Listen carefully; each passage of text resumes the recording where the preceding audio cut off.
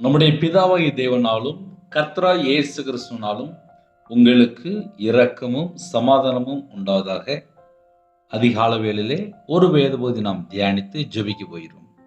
115 சங்கீதம் 13 முதல் 15 ஆகிய வசனங்கள், கர்த்தருக்கு பயப்படுகிற பெரியோரையும் சிறியோரையும் ஆசீர்வதிப்பார். கர்த்தர் உங்களையும் உங்கள் பிள்ளைகளையும் வர்த்திக்க பண்ணுவார். வானத்தையும் பூமியையும் படைத்த கர்த்தராலே நீங்கள் ஆசீர்வதிக்கப்பட்டவர்கள். ஹல்லேலூயா. கிறிஸ்துவில் பிரியமானவர்களே, 115 சங்கீதம் அருமையான சங்கீதம். எங்களுக்கல்ல கர்த்தாவே, எங்களுக்கல்ல, உமது கிருபை நிமித்தமும் உமது சத்தியத்தின் நிமித்தமும் உம்முடைய நாமத்திற்கே மகிமை வரப்பண்ணும். அவர்களுடைய தேவன் இப்பொழுது எங்கே என்று புறஜாதிகள் சொல்வானேன்? நம்முடைய தேவன் பரலோகத்தில் இருக்கிறார், தமக்கு சித்தமான யாவையும் செய்கிறார். 115 சங்கீதத்தை வாசித்துக் கொண்டிருக்கிறேன். 4ஆம் வசனத்திலே, அவர்களுடைய விக்கிரகங்கள் வெள்ளியும் பொன்னும் மனுஷருடைய கைவேலையுமாய் இருக்கிறது. அவைகளுக்கு வாயிருந்தும் பேசாது, அவைகளுக்கு கண்கள் இருந்தும் காணாது, அவைகளுக்கு காதுகள் இருந்தும் கேளாது, அவைகளுக்கு மூக்கு இருந்தும் முகராது, அவைகளுக்கு கைகள் இருந்தும் தொடாது, அவைகளுக்கு கால்கள் இருந்தும் நடவாது, தங்கள் தொண்டையால் சத்தமிடவும் மாட்டாது. விக்கிரகத்தை பற்றி 115 சங்கீதம் 4 முதல் 8 ஆகிய வசனங்களில் எழுதப்பட்டிருக்கு. அவைகளை பண்ணுகிறவர்களும் அவைகளை நம்புகிறவர்கள் யாவரும் அவைகளைப் போலவே இருக்கிறார்கள். விக்கிரகங்கள் வெள்ளியும் பொன்னும் மனுஷருடைய கைவேலையுமா இருக்கிறது. விக்கிரகம் அப்படின்னாச்சுனாலே வெள்ளியும் பொன்னும் மனுஷருடைய கைவேலையுமா இருக்குது. கையினாலதான் செய்யறாங்க அப்படிங்கிறது. 2வது, அவைகளுக்கு வாயிருந்தும் பேசாது. விக்கிரகத்துக்கு வாயிருந்தும் பேசாது. 3வது, விக்கிரகங்களுக்கு கண்கள் இருந்தும் காணாது. விக்கிரகத்தை பத்தி அப்படியே ஸ்டெப்பா சொல்றாரு. 4வது, விக்கிரகங்களுக்கு காதுகள் இருந்தும் கேளாது. 5வது, விக்கிரகங்களுக்கு மூக்கு இருந்தும் முகராது. 6வது, விக்கிரகங்களுக்கு கைகள் இருந்தும் தொடாது. 7வது, அவைகளுக்கு கால்கள் இருந்தும் நடவாது. விக்கிரகங்களுக்கு கால்கள் இருந்தும் நடவாது. 8வது, தங்கள் தொண்டையால் சத்தமிடவும் மாட்டாது. விக்கிரகங்கள் தொண்டையால் சத்தமிடவும் மாட்டாது. 8 பாயிண்ட் இருக்கு. 9வது, அவைகளை பண்ணுகிறவர்களும் அவைகளை நம்புகிற யாவரும் அவைகளைப் போலவே இருக்கிறார்கள். ஒரு மனுஷன் விக்கிரகத்தை நம்பினால் அவனுடைய வாழ்க்கை எப்படி இருக்கும்? அவன் பேசவும் மாட்டான், அவன் பார்க்கவும் மாட்டான், கேட்கவும் மாட்டான், முகரவும் செய்யாது, கைகள் இருந்து தொடவும் செய்யாது. அந்த விக்கிரகத்தினுடைய குணங்கள் அது எல்லாம் அவைகளை பண்ணுகிறவர்களும் அவைகளை நம்புகிற யாவரும் அவைகளைப் போலவே இருக்கிறார்கள். இந்த அதிகாரத்திலே 4லிருந்து 8 வரை அப்படி சொல்றாரு. ஆனா 3ல சொல்லும்போது சொல்றாரு, நம்முடைய தேவன் பரலோகத்தில் இருக்கிறார், தமக்கு சித்தமான யாவையும் செய்கிறார். 9ஆம் வசனம், இஸ்ரவேலே கர்த்தரை நம்பு. இன்னைக்கு செய்தி என்ன அப்படின்னா, இஸ்ரவேலே கர்த்தரை நம்பு, கர்த்தரை நம்பு. விக்கிரகத்துக்கு பின்னாடி போகக்கூடிய ஏகப்பட்ட ஜனங்கள் இருக்கிறாங்க. விக்கிரகத்துக்கு போகும்போது அந்த விக்கிரகம் எப்படி இருக்கோ அதே போலதான் அவங்களோட வாழ்க்கை இருக்குமா. ஆனால் இஸ்ரவேல் ஜனங்களை பார்த்து, இஸ்ரவேலே கர்த்தரை நம்பு. என் இருதயத்துக்குள்ள நான் கர்த்தரை நம்பும் போது என்னுடைய குடும்பம் ஆசீர்வதிக்கப்படுகிறது. இஸ்ரவேலே கர்த்தரை நம்பு, அவரே அவர்களுக்கு துணையும், அவரே அவர்களுக்கு துணையும். எனக்கு யாரு துணையா இருக்க முடியும்? கடைசி வரிய கொரோனா நேரத்தில் எனக்கு ஒரு ஜெப குறிப்பு வந்துச்சு. அந்த ஜெப குறிப்பு எப்படி இருந்துச்சு அப்படின்னா, நான் உன்னை பத்திரமா பார்த்துக்கிடுவேன் அப்படின்னாங்க. ஆனா கொரோனாவுக்கு அப்புறம் அவங்க இல்லை. என்னன்னு சொல்லி பார்க்கும்போது, அவனுடைய வாழ்க்கையில என்ன நடந்துச்சுன்னு சொல்லி பார்க்கும்போது, நான் உனக்கு துணையா இருப்பேன் அப்படின்னு சொன்னாங்க. கொரோனால உயிர் போயிட்டு. இதை ஏன் இன்னைக்கு காலையில சொல்ல வேண்டியிருக்கு அப்படின்னா, ஒரு மனுஷனுக்கு கடைசி வரை யாரு துணையா இருக்க முடியும்? நல்லா யோசித்து பார்ப்போமே. ஒவ்வொரு நாளும் நம்ம கடந்து போயிட்டு இருக்கிறோம். ஒரு வீட்டுல 4 பேர் இருக்கிறாங்க, 6 பேர், 8 பேர் இருக்கிறாங்க. தேவனுடைய கரத்துக்குள்ளதான் நம்முடைய ஜீவன் இருக்கு. நம்முடைய சுவாசம் எங்க இருக்கு அப்படின்னா நம்ம கையில கிடையாது, இங்கே யார் கையிலையும் கிடையாது. அவருடைய உள்ளங்கையில நம்முடைய சுவாசத்தை வச்சிருக்காராம். இதுதான் பைபிள் ரெக்கார்டு. நம்ம சுவாசம் எங்க இருக்கு அப்படின்னா தேவனுடைய கரத்துல இருக்கா. அதனால காலவெளியில யாரெல்லாம் இணைந்திருக்கிறீங்களோ, இஸ்ரவேலே கர்த்தரை நம்பு. ஐயா, வீட்டுல பிரச்சனை தலைக்கு மேல இருக்கு, நான் போராடிட்டு இருக்கேன், நான் கடன் பிரச்சனை போராடிட்டு இருக்கேன், நான் குடும்ப பிரச்சனை போராடிட்டு இருக்கேன், நான் வாழ்வதா சாவதா எனக்கு தெரியல, எனக்கு இப்படி ஒரு பிரச்சனை எனக்கு போயிட்டு இருக்கு, நானே இஎம்ஐ கடன் கஷ்டம் அது இதுன்னு சொல்லி நான் புலம்பிட்டு இருக்கேன். ஐயா, எந்த புலம்பலா இருந்தாலும் சரி, முதல்ல கர்த்தரை நம்பு. ஐயா, நான் கர்த்தரை நம்பிதான் இவ்வளவு நாள் வாழ்ந்தேன். சரி, இன்னைக்கு என்ன தெரியுமா செய்தி? கர்த்தருக்கு பயப்படுகிற சிறியோரையும் பெரியோரையும் ஆசீர்வதிப்பார். ஆசீர்வதிப்பார்னு சொல்லி போட்டிருக்குல்ல. அப்ப நம்ம என்ன செய்யணும்? கர்த்தரை நம்பணும். கர்த்தரை நம்பணும் அப்படின்னா இந்த அதிகாரத்துல ஃபுல்லா நம்ம வாசிக்கும் போது, விக்கிரத்தை சீன்னு சொல்லி வெறுக்கணுமா.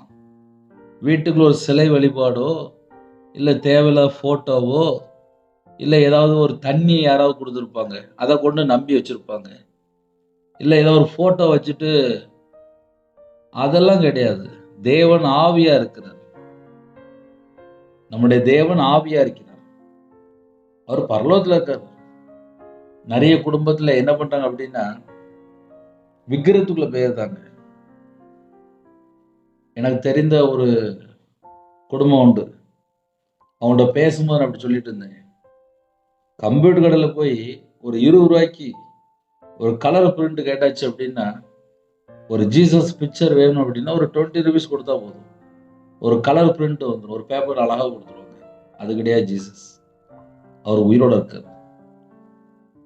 நம்முடைய பாவங்களுக்காக மரித்து சிலுவையில் அடக்கம் பண்ணப்பட்டு 3ஆம் நாள் உயிர் தெழுந்த இயேசு கிறிஸ்துவை ஆராதிக்கிறோம். அவர் நமக்காக மரித்து 3ஆம் நாள் உயிர் தெழுந்திருக்கிறார். இன்றும் பிதாவுடைய வலது பட்சத்தில் பரிந்து பேசிக் கொண்டிருக்கிறார். நம்ம ஆராதிக்கிற தேவன் ஜீவனுள்ள தேவன். கர்த்தரை நம்பு. சொந்தக்காரங்க ஒரு 1 லட்ச ரூபா தாராங்க, ஒரு 2 லட்ச ரூபா தாராங்கன்னா நம்புறாங்க. நிறைய குடும்பத்துல கர்த்தர் மேல நம்பிக்கை இல்லை. நம்ம குடும்பத்தை கடைசி வரை வழி நடத்துவார். இஸ்ரவேலை கர்த்தரை நம்பு, அவரே அவர்களுக்கு துணையும் அவர்களுக்கு கேடவுமா இருக்கிறார். நான் கர்த்தரை நம்பும் போது அவர் எனக்கு துணையா இருக்காரு, எனக்கு பாதுகாப்பா இருக்கிறார். இதுதான் நமக்கு கிஃப்ட். இஸ்ரவேலை கர்த்தரை நம்புப்பா, அவரே அவர்களுக்கு துணையும் அவர்களுக்கு கேடவுமா இருக்கிறார். நம்ம எந்த சூழ்நிலை எல்லாமே தேவனுக்கு தெரியும். நம்ம ஜஸ்ட் என்ன நம்ம செய்யணும்? இன்னைக்கு என் வாழ்க்கையில இவ்வளவு காரியம் எனக்கு தேவை இருக்குப்பா, என்கிட்ட இவ்வளவு மிஸ்டேக் இருக்குப்பா, இதெல்லாம் மன்னிச்சிருங்கப்பா, என்னை மன்னிச்சு நீ மறுபடியும் ஆசீர்வதிங்கப்பா. நம்ம இருதயம் தேவனோட கனெக்டிங்ல இருந்தா போதும், எல்லா ஆசீர்வாதம் ஆட்டோமேட்டிக்கா வந்து சேர்ந்துடும். தீமையை வெறுக்கணுமாப்பா. தீமை வெறுக்கிறது தான் கர்த்தருக்கு பயப்படுகிற பயம் சொல்லி போட்டிருக்கு. தீமை வெறுத்தாச்சு அப்படின்னால ஆட்டோமேட்டிக்கா எல்லா ஆசீர்வாதம் வீட்டுக்கு வந்து சேர்ந்துடும். ஒரு குடும்பத்துல எங்க பிரச்சனை வரும்னு சொல்லி பார்க்கும்போது, தீமை தொடரும் போது நிறைய காரியத்துல தட்டுப்பாடு, நிறைய பிரச்சனை, நிறைய போராட்டம். பிசாசுக்கு எங்கேயாவது இடம் கொடுக்கிறோமா என்று கொஞ்சம் நம்ம ஆராய்ந்து பார்க்கணும். எப்படினாலும் ஒரு மனுஷன் தீமைக்குள்ள சிக்கிக்கிட்டான், ஒரு அடிமைக்குள்ள சிக்கிக்கிட்டான், ஒரு சிறையிருப்புக்குள்ள போயிட்டான், ஒரு இருளுக்குள்ள போயிட்டான், ஒரு அந்தரங்க பாவத்துக்குள்ள போயிட்டான் அப்படின்னா அவனோட வாழ்க்கையில தட்டுப்பாடு, பஞ்சம், குறை, நஷ்டம், அவமானம், நிந்தை, கேவலம் எல்லாம் உள்ள என்ட்ராகுது. இதுக்கு பின்னாடி என்ன இருக்குன்னு சொல்லி பார்க்கும்போது யாருக்குமே தெரியாமல் அந்தரங்கத்துல ஒரு பாவம் இருக்கும். கர்த்தருக்கு பயப்படுகிற பெரியோரையும் சிறியோரையும் ஆசீர்வதிப்பார் அப்படின்னா, கர்த்தருக்கு ஒரு மனுஷன் பயந்துட்டான் அப்படின்னால எப்படி கண்டுபிடிக்கலாம் அப்படின்னா, பொல்லாப்பை விட்டு விலகிடுவான், தீமையை வெறுக்க ஆரம்பிச்சிருவான். அதான் முக்கியம். தீமையை வெறுக்கும் போது நம்ம கர்த்தருக்கு பயந்து வாழ்ந்துட்டு இருக்கோம்னு சொல்லி அர்த்தம். நம்ம வாழ்க்கையில தீமை இருக்குமானால் நம்ம இன்னும் கர்த்தருக்கு பயப்படலைன்னு அர்த்தம். அந்த ரெண்டுக்குள்ள வித்தியாசம் நம்ம புரிந்து கொள்ளணும். கர்த்தருக்கு பயப்படிய பெரியோரையும் சிறியோரையும் ஆசீர்வதிப்பார் அப்படின்னா, நான் முதல்ல கர்த்தருக்கு பயந்து தீமை வெறுத்து வாழ்றேனா, இதைத்தான் நான் பார்க்கணும். இதை நான் செக் பண்ணி பார்த்தா மட்டும்தான் என் வாழ்க்கையில ஆசீர்வாதத்தை நான் பெற்றுக்கொள்ள முடியும். இதை ஏன் சேர்த்து சொல்ல வேண்டியிருக்கு அப்படின்னா, ஐயா நான் கர்த்தரை தான் ஏன் நம்புறேன். எனக்கு ஒரு ஜெபக்குறிப்பு வந்துச்சு. அந்த ஊர்ல அவர் மட்டும்தான் ரட்சிக்கப்பட்டிருக்காராம். அவருக்கு வயசு 60 வயசு. 10 வருஷம் முன்னொட்டி அவங்க விக்கிரத்துல இருந்தாங்களாம். அவங்க மனைவி பிரிஞ்சு போயிட்டாங்க. அவங்க அம்மா அப்பா வீட்டுக்கு போயிட்டாங்களாம். இவர் அதுக்கப்புறம் பக்கத்துல சர்ச்சுக்கு போய் ஞானஸ்தானம் எடுத்து 10 வருஷமா சர்ச்சுக்கு போயிட்டு இருக்காரு. ஆவிக்குறி திருச்சபையாம். அவர் சொல்றாரு, என் மனைவி எப்போ வருவாங்க அப்படின்னு சொல்லி ஏன்னு கேட்காரு. நான் கேட்டேன், சண்டை போட்ட யாரு? 2 பேரும் தானே. யாராவது ஒரு ஆள் போய் இறங்கி போய் பேசணும்ல. உங்களுக்கு உங்க மனைவி வேணும்னா நீங்க போய் கூப்பிட்டுட்டு வரணும்ல. இல்ல அவ தானே கோவப்பட்டு போனா, அப்ப அவ தானே வரணும். நான் ஜெபம் பண்ணிட்டு இருக்கோம்ல அப்படின்னாங்க. ஜெபம் பண்ணலாம். ஏன் மனைவி தானே, நான் போய் கூப்பிட்டு வரேன். ஏன் மனைவி தெரியாம கோவப்பட்டு போயிட்டா, சரி வீட்டுல 2 பேரும் சண்டை போட்டோம். யாரோ ஒருத்தங்க இறங்கி போகணும். 10 வருஷமா ஜெபம் பண்றாங்களாம். ஆனா மனைவி போய் கூப்பிட மாட்டாங்களாம். கேட்டா பக்கத்து ஊரு, ஒரு கிராமம் அப்படிங்கிறாங்க. ஆனா 10 வருஷமா போக மாட்டேங்கிறாங்க. வீம்பு, வைராக்கியம் எல்லாம் உள்ளதா இருக்கு. கேட்டா நான் 10 வருஷம் ஆச்சு, நான் 10 வருஷமா சர்ச்சுக்கு போறேன் அப்படிங்கிறாங்க. சர்ச்சுக்கு போறாங்க, ஆனால் வீம்பு வைராக்கியம் உள்ள இருக்கக்கூடாது. ஆவிக்குரிய பிள்ளைகள் அப்படின்னா யாரு அப்படின்னா, இதயத்துக்குள்ள கசப்போ வெறுப்போ பகையோ துர்க்குணமோ பொல்லாத காரியமோ தந்திரமான காரியம் ஏமாத்துற காரியம் எதுவுமே உள்ள இருக்கக்கூடாது. தீமையை வெறுக்கணும் அப்படின்னாலே ஒரு பெரிய லிஸ்டே வந்துடுது. ஜென்ம சுபாவம், பழைய எண்ணங்கள், பழைய காரியங்கள், பழைய பாவங்கள், இது எல்லாம் அந்த லிஸ்டுக்குள்ளதான் வருது. இது ஒரு மனுஷனுடைய வாழ்க்கையில இருக்குமானால் ஆசீர்வாத தடை உள்ள காணப்படுது. நிறைய நேரத்துல நம்ம நினைப்போம், என்ன பிரச்சனை, எதனால ஆசீர்வாத தடைன்னு சொல்லி நம்ம யோசிப்போம். லைட்டா உள்ள செக் பண்ணி பார்த்தா தெரியும். ஏதோ ஒரு காரியத்துல அடிமையா வாழ்ந்துட்டு இருப்பாங்க. அது ஒரு சிகரெட் பழக்கமா இருக்கலாம், ஒரு புகையிலை பழக்கமா இருக்கலாம், ஒரு மதுபான அடிமையா இருக்கலாம், ஒரு கஞ்சா பழக்கமா இருக்கலாம், இல்ல தேவையில்ல ஒரு ஃப்ரெண்டா இருக்கலாம், தேவையில்ல ஒரு நபரா இருக்கலாம். ஏதோ ஒரு காரியத்துல கர்த்தரை விட்டு தள்ளி போய் வாழ்ந்துட்டு இருப்பாங்க. அப்படி இருக்கும்போது அவங்களோட வாழ்க்கையில ஏதாவது ஒரு பிரச்சனை உள்ள என்ட்ராயிட்டு இருக்கும். அப்ப கர்த்தருடைய பிள்ளைகள் என்ன யோசிக்கணும் அப்படின்னா, நான் தேவனோடு நடக்கணும் அப்படின்னா என்னோட வாழ்க்கையில தீமை தொடரக்கூடாது. அந்த ஒரு தீர்மானம், அதை நம்ம என்னைக்கு எடுத்து தேவனோட சமூகத்துல மனம் திரும்பி தன் பாவத்தை அறிக்கை செய்து நம்ம விட்டு விடுகிறோமோ, அப்பந்தான் தேவன்ட்டு நம்ம இரக்கங்கள் பெற்றுக்கொள்ள முடியும். கர்த்தருக்கு பயப்படுகிற பெரியோரையும் சிறியோரையும் அப்படின்னா, நிறைய குடும்பத்திலே பெரியோர் நாள் இருக்கலாம், சிறியோர் நாள் இருக்கலாம். கர்த்தரை விட்டு தள்ளி போற காரியங்கள் இந்த உலகத்துல நிறைய இருக்கு, செழிப்பா இருக்கு. திரும்பி பார்த்தா நெருங்கி நிக்கிற பாவம். எந்த பக்கம்னாலும் ஒரு மனுஷன் பாவத்துல விழுறதுக்கு ஏகப்பட்ட வாய்ப்பு இருக்கு. யோசேப்பு விபச்சாரத்துக்கு விலகி ஓடிட்டாரு, அதனால உயர்வு. இன்னைக்கு இந்த கடைசி காலத்துல எங்க பார்த்தாலும் பிசாசு விதைச்சு கொண்டே இருக்கான். மோக இச்சை, காம விகார இச்சை, எத்தனையோ கெட்டு போற காரியங்கள் தான் தேசத்துக்குள்ள பெருகிட்டு இருக்கு. இவைகளை விட்டு விலகி ஓடினால் அந்த குடும்பம் ஆசீர்வதிக்கப்படும். தீமை வெறுப்பதே கர்த்தருக்கு பயப்படுகிற பயம். தீமை வெறுக்க ஆரம்பிச்சாச்சு அப்படின்னா கண்டிப்பா குடும்பம் ஆசீர்வதிக்கப்படும். ஏன்னா நிறைய நேரத்துல இந்த தீமை அப்படின்னா அது ஒரு விஷம் மாதிரி இருக்கும். அது கண்ணுக்கே தெரியாது. அது எப்படி இருக்கும் அப்படின்னா, இது வழக்கமா நான் செல்போன்ல பாக்குறது தானே, இது வழக்கமா என் வாழ்க்கையில் உள்ளது தானே, அப்படி சொல்லிட்டு கொஞ்சம் கொஞ்சமாக பார்க்க ஆரம்பிப்பாங்க. அதுக்கப்புறம் அவங்களோட வாழ்க்கையில் அடிமையில் போயிடுவாங்க. எனக்கு ஒரு சகோதரி வேற தேசத்துலேருந்து ஒரு ஜெப குறிப்புக்காக கூப்பிட்டாங்க. அவங்க கூப்பிட்ட காரியம் என்னன்னு சொல்லி கேட்கும்போது, வாலிப வயசுல ரட்சிக்கப்பட்டு சர்ச்சில் சபையோடு சேர்ந்து ஊழியம் பண்ணிட்டு இருந்தாங்களாம். அப்படி ஊழியம் பண்ணிட்டு இருக்கும்போது அவங்க யாரையோ விரும்பி திருமணம் முடிச்சு வெளிநாட்டில் போய் செட்டில் ஆயிட்டாங்க.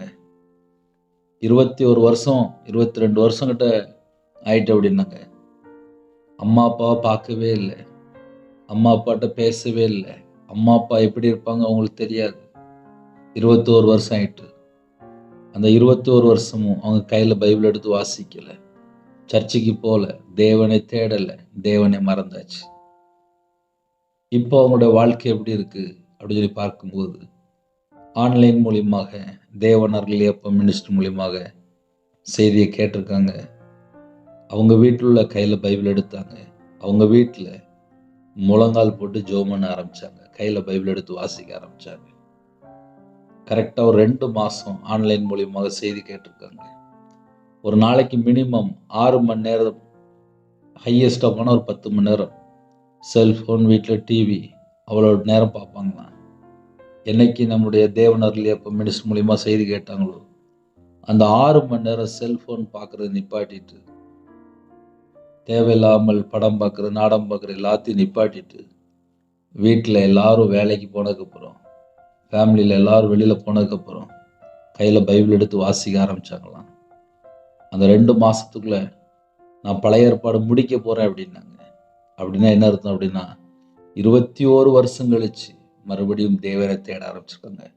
தேவனோட நாமம் மையம் விடட்டும். கர்த்தரு ஸ்தோத்திரம். இதை ஏன் உங்களுக்கு சொல்கிறேன் அப்படின்னா, கர்த்தருக்கு பயப்படுகிற பெரியோரையும் சிறியோரையும் ஆசீர்வதிப்பார். அதுக்கு நம்ம என்ன தெரியுமா செய்யணும்? நம்ம தேவனுடைய சமூகத்தில் எப்படி காத்திருக்கிறோம் என்பது தான் ரொம்ப முக்கியம். ஏன்னா இந்த கடைசி காலத்தில் கர்த்தரை விட்டு தள்ளி போகிறதுக்கு நிறைய உள்ள வந்துக்கிட்டே இருக்கு. திரும்பி பார்க்கும்போது, ஐயா நான் மறுபடியும் ஒரு பாவத்தில் விழுந்துட்டேன் ஐயா அப்படின்னா என்ன அர்த்தம் அப்படின்னா, ஆட்டோமேட்டிக் அந்த உலகத்தில் போகும்போது ஏதோ ஒரு காரியத்தில் அடிமை, மறுபடியும் அடிமை. வசனம் எப்படி எழுதப்பட்டிருக்கு அப்படின்னா, கர்த்தருக்கு பயப்படுகிற பெரியோரையும் சிறியோரையும் ஆசீர்வதிப்பார். ஒரு குடும்பத்தை தேவன் ஆசீர்வதிக்கணும் அப்படின்னா, அந்த குடும்பத்துக்குள்ள முதல்ல பாவங்க ஒரு சப்ஜெக்ட் உள்ள வரக்கூடாது, விக்கிரகம் ஒரு சப்ஜெக்ட் உள்ள வரக்கூடாது, கர்த்தரை விட்டு தள்ளி போற காரியங்கள் இருக்கக்கூடாது. தீமையை வெறுத்து கர்த்தருக்கு பயப்படுகிற பயம் அப்படி இருக்குமானால் கண்டிப்பா ஆசீர்வாதம் உண்டு. கர்த்தர் உங்களையும் உங்கள் பிள்ளைகளையும் வர்த்திக்க பண்ணுவார். எப்போ வர்த்திக்க பண்ணுவார் அப்படின்னா, தீமை வெறுக்கும் போது என்னையும் ஆசீர்வதிக்காரு, குடும்பத்தையும் ஆசீர்வதிக்காரு. கர்த்தர் உங்களையும் உங்கள் பிள்ளைகளையும் வர்த்திக்க பண்ணுவார். பிள்ளைகளையும் வர்த்திக்க பண்ணுவார். என் பிள்ளை நல்லா இருக்கணும் அப்படின்னு சொல்லி நான் யோசித்தால் முதல்ல நான் என்ன சொன்னேன் அப்படின்னா, தீமையை விட்டு விலகி கர்த்தருக்கு பயந்து வாழணுமா. வானத்தையும் பூமியும் படைத்த கர்த்தராலே நம்ம எல்லாருமே ஆசீர்வதிக்கப்பட்டவர்கள் தான். அதுக்கு நம்ம என்ன செக் பண்ணி பார்க்கணும்.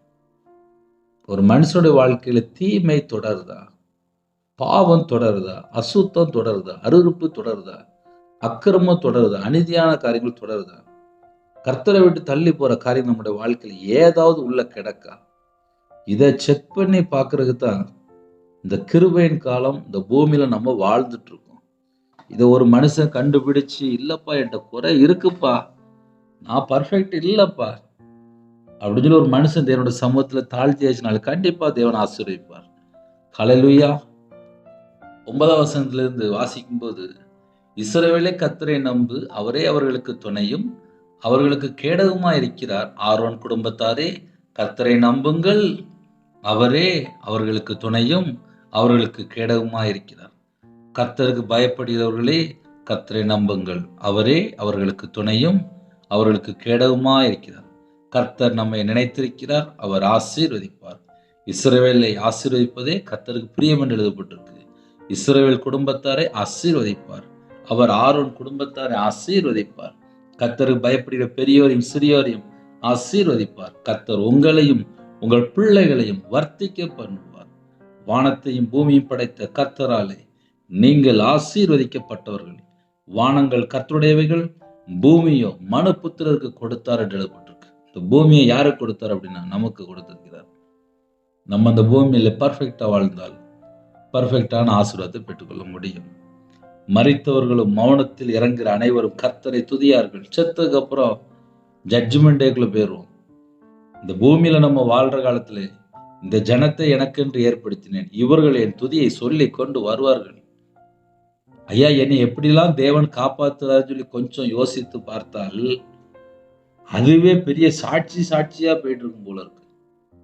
நம்ம 24 மணி நேரம் நம்ம உயிரோட இருக்கிறதே கிருபை. அதனால ஒவ்வொரு நிமிஷமும் தேவன் நம்மளை பாதுகாக்கிறார். பாதுகாக்கிற தேவனுக்கு அப்பா நன்றிப்பா, உண்மை நன்றியோடு துதிக்கிறோம், சோதிக்கிறோம்ப்பா. எங்களுக்கு ஜீவனை தந்திருக்கிறீங்கப்பா, உமக்கு நன்றி செலுத்திடுறோம்ப்பா. அப்படி சொன்னாலே போதும். ஒரு மனுஷன் இந்த பூமியில வாழ்ற வாழ்க்கை எப்படி இருக்குன்னு சொல்லி பார்த்துதான் தேவன் ஆசீர்வதிக்கிறார். நாமோ இது முதல் என்றைக்கும் என்றென்றைக்கும் கர்த்தரை ஸ்தோத்தரிப்போம். அல்லேலூயா, ஹல்லேலூயா. ஒரு சின்ன ஜெபம் பண்ணி முடிப்போமா? இருக்கிற இடத்துல அப்படியே கண்களை மூடி நாம் ஜெபம் செய்வோம். கிருபை மகிமை அந்த பரிசுத்தமுள்ள நல்ல பிதாவே, நன்றியோடு துதிக்கிற சுகிறோம்ப்பா. எங்களோட பேசியிருக்கிறீங்கப்பா. விக்கிரத்தை சீ என்று வெறுக்கணும், கர்த்தரை நம்பணும். அவரே அவர்களுக்கு துணையும் அவர்களுக்கு கேடவுமா இருக்கிறார். எங்களுக்கு துணை, எங்களுக்கு பாதுகாப்பு எல்லாமே நீங்க மட்டும்தான்ப்பா. தீமை வெறுத்து வாழ எங்களுக்கு கிருபை தாங்க. கர்த்தருக்கு பயப்படுகிற பெரியோரையும் சிறியோரையும் கர்த்தர் ஆசீர்வதிப்பார். கர்த்தர் உங்களையும் உங்கள் பிள்ளைகளையும் வர்த்திக்க பண்ணுவார். வானத்தையும் பூமியை படைத்த கர்த்தராலே நீங்கள் ஆசீர்வதிக்கப்பட்டவர்கள் வேதவசன்படி உங்கள் பிள்ளைகளை நிறைவான ஆசீர்வாதத்தை தந்து ஆசீர்வதிங்க. புதிய நாளில் புது கிருபை நிரப்புங்க. ஜெப அபிஷேகம் தாங்க, தியானிக்கிற அபிஷேகம் தாங்க, பரிசுத்தால நிரப்புங்க, அக்னி அபிஷேகம் நிரப்புங்க, உங்களுடைய வல்லமையால் நிரப்புங்க. பிதா குமாரன் பரிசு நாமத்துல முத்திரை கொடுங்க. எல்லா தேச ஜனங்களையும் உங்களுடைய ஜீவனுக்குள்ள அர்ப்பணிடும். குறைகள் குற்றங்கள் எல்லாவற்றையும் கர்த்தர் மன்னித்து பிள்ளைகளை பரிசுத்தப்படுத்தி உங்கள் ரத்தத்தினால கழுவி சுத்திகரித்து கல்வாரி அன்பினால் நிரப்பி கர்த்தர் தொட்டு ஆசீர்வதிங்க. பாத்திரம் நிரம்பி வெளியிட்டும். பிறந்த நாள் திருமண நாள் கொண்டாடுகிற குடும்பங்களை 1000 தலைமுறைக்கு ஆசீர்வதிங்க. கற்பதனையா ஜீவிரம் கர்த்தர் மனமிறங்கி ஆசீர்வதிங்க. வெளியில புறப்படுறாங்க எல்லா தேசத்துல ஜனங்களுக்கு சகலவிதமான பாதுகாப்பு தாங்க. எல்லா தேசத்துக்குமே சமாதானத்தை கட்டளையிடுங்க. ஒவ்வொரு தேசத்துக்குள்ளயுமே ஒவ்வொரு பிரச்சனை இருக்குப்பா. அந்த இடத்துக்குள்ள இயேசு கிறிஸ்து ராஜா மகா பிரபு நீங்க இறங்கி வரணும். உங்க பாதங்களை அர்ப்பணிக்கிறோம்ப்பா. அந்த நாளைங்களுக்கு ஆசீர்வதித்தாங்க. சிறியோர் முதல் முதியோர் வரை எல்லா குடும்பத்துக்கு கர்த்தர் வேலை அடைங்க. தேவன் அருள் அப்ப மினிஸ்டர் மூலியமா இணைந்துக்கிற குடும்பங்கள் சுகம் பலன் ஆரோக்கியத்தோடு வாழகத்தை கிருபை செய்யுங்க. இந்த மாசத்தினுடைய தேவைகள் எல்லாவற்றுக்கு சந்திங்க. எத்தனையோ குடும்பத்துல கடன், அந்த கடனுங்க ஒரு வேதனையை நீக்கி கர்த்தர் சமாதானத்தை தந்து ஆசீர்வதிங்க. உங்க நாம மட்டுமே விடட்டும். அப்பிரயோஜனமான ஊழியக்காரப்பா, துதிகன மகிமை எல்லாம் கர்த்தரா இயேசு கிறிஸ்து ராஜா ஒருவருக்கே செலுத்திடும். இயேசு கிறிஸ்துவின் பிதாவே ஆமென். தேவனுக்கே மகிமை உண்டாதாக. கிறிஸ்துவ பிரியமானவர்களே, எனக்காக ஜெபித்து கொள்ளுங்கள். 9363064181 நம்பர் கொண்டால் நாங்கள் உங்களுக்காக குடும்பத்துக்காக ஜெபிப்போம். எனக்காக ஜெபித்து கொள்ளுங்கள். God bless you.